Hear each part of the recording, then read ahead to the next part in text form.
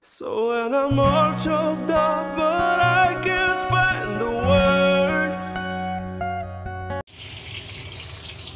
Okay, good morning. Magluluto ako ngayon ng kalabasa. Ang isasahog dito ay magugulat yun dito dahil ito ay mag-apat na taon na bilad o daing o ano man, basta isda ito nung umuwi pa ako ng Bicol 2021 ata yun o 20. So halo-halo to, may lapu-lapu, may mamsa, may ano pa yun, basta maraming klase itong isda. Ito yun o, matagal na to, mga 3 years na to mahigit. Yan, yan siya. Kita nyo yan? Tagal na yan. Binabad ko yan kagabi pa. So, lutuin ko siya kasama tong kalabasa. Okay? Mamaya, balik tayo pagluto na. Yung panggisa, nandiyan na. Iluluto ko na. Yan. So, may loya. Mamaya, lalagyan ko na lang siya ng green onion. Mamaya balik tayo. So ayun, nailagay ko na yung isda kanina na pinakita ko. Bali ano to, matigas kasi to eh. Pero binabad ko na ito kagabi magdamag. So kung titignan nyo, niluluto ko siya dahan-dahan. So ay wala akong coconut milk. So ang ginamit ko ay gatas ito, cremo. So palalambutin ko muna yan. Yan. Ito yung kalabasa na hiwa ko na. Mamaya pagkaluto niya, lalagyan ko ng green onion. Saka siya nga pala, ilalagay ko na yung ano dyan ngayon, yung sili na pansigang para maluto na siya, kasi gaano lang yung kalabasa, madali lang maluto yun. Siguro ko 7 minutes lang luto na yung kalabasa. So yun, mamaya balik tayo pag luto na. So bali nalagay na ang ano, nalagay ko na yung kalabasa, nandiyan na siya. Yan. So niluluto ko lang siya ng dahan-dahan kasi yung isda naapura naman yung kalabasa. Yung isda kasi matigas-tigas yun eh. Pero mo naman 3 years na yung isda na yun. Okay? So yan, balikan natin pagluto na.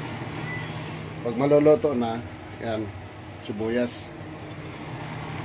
Wala pang gata ito, wala pang gatas. Gatas ang ginamit ko kasi wala akong gata.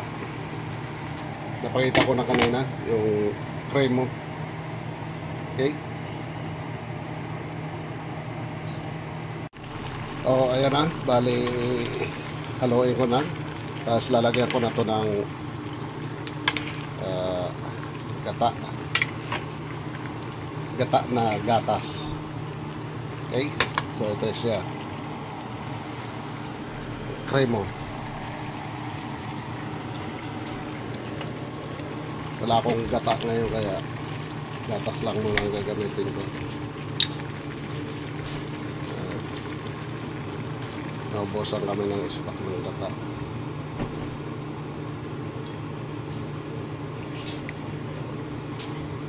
So pwede na siguro yan. Naubos na yung pangkape ko na gata. Ayan, pangkape ko yan. Wala akong magamit eh. Wala akong magamit na gata, kaya gatas.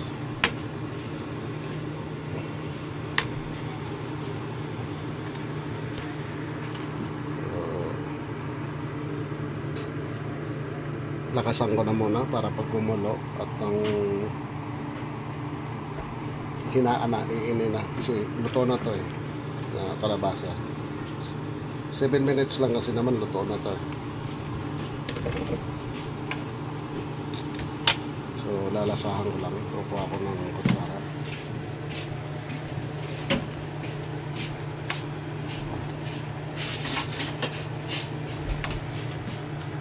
Yan. kumukulo na kasi tinasan natin yung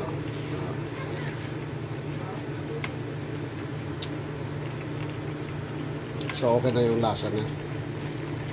Okay, mamaya pagluto papakita ko na sa inyo. Iinin ko na lang yan kasi paluto na para hindi matuyuan.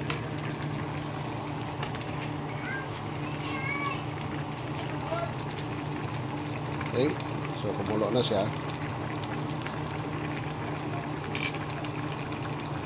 Hihinaan ko na para may steady na lang siya sa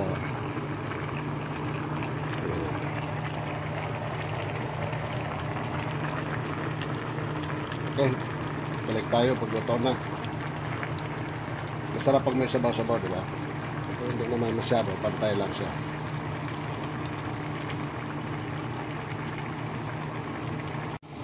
So ito na, naluto na.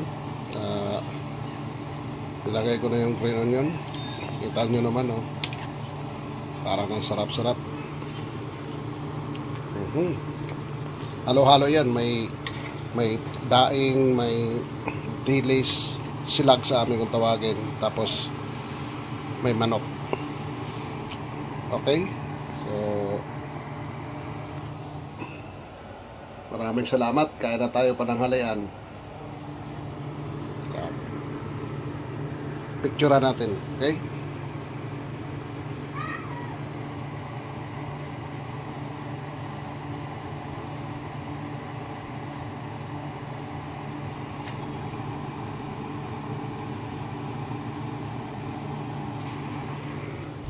Bye.